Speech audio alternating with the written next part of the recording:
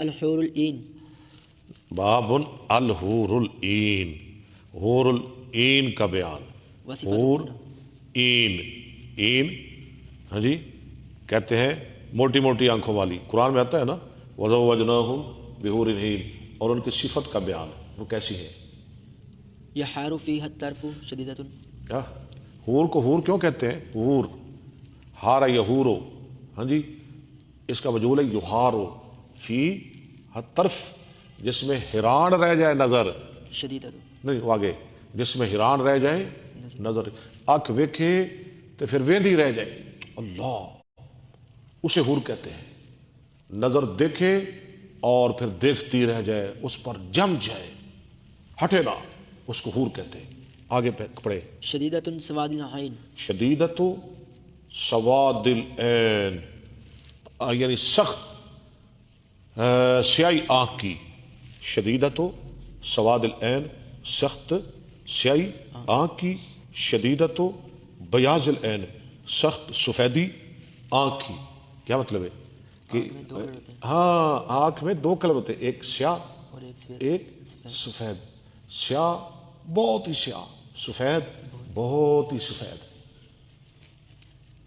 زوجناہ بحور عین ہاں انکحناہ، جو قرآن میں نا زوجنا، اس کا معنی کرتے ہیں امام صاحب انکحنا، ہم نکاح کریں گے ان کا حور عین کے ساتھ۔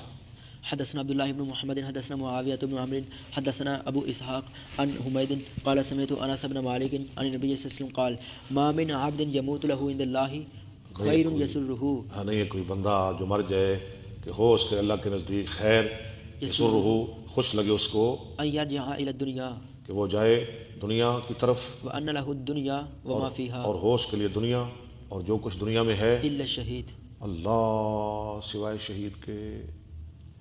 مطلب سمجھ آ گیا نا؟ کہ انہوں نے بہت کچھ بنایا کہ دنیا کی طلب نہیں کرے گا دوبارہ، کوئی دنیا کی طلب نہیں کرے گا، کوئی نہیں کہے گا کہ یا اللہ مجھے دنیا میں بھیج دے، یا اللہ مجھے دنیا میں بھیج دے۔ اگر کہے گا تو شہید کہے گا، یا اللہ ایک مرتبہ مجھے بھیج جنت میں تیرے راستے میں کٹ جاؤں۔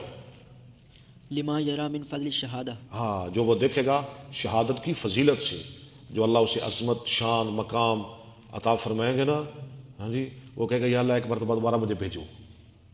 فإنه يسره أن يرجع إلى الدنيا اس کو خوش لگے گا کہ وہ جائے دنیا کی طرف، فيقتل مرة أخرى۔ وہ قتل کیا جائے، شہید کیا جائے دوسری مرتبہ۔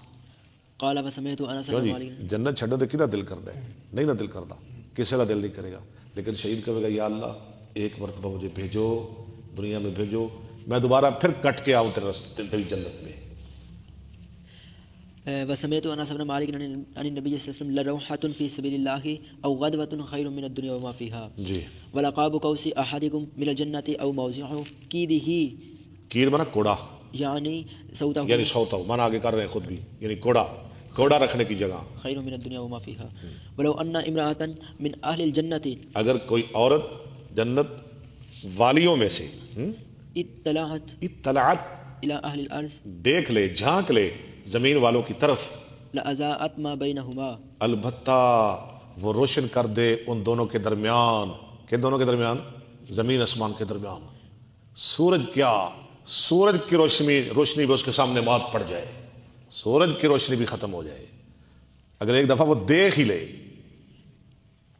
ولملأته ريحا، البتہ وہ بھر دے اس کو یعنی زمین کو خوشبو سے۔ ولنسيفها على رأسها، آگے پڑھے خير من الدنيا وما فيها، البتہ دوپٹہ جنت کی حور کے سر کا بہتر ہے پوری دنیا اور ما فیہا سے۔ باب تمنی الشہادہ۔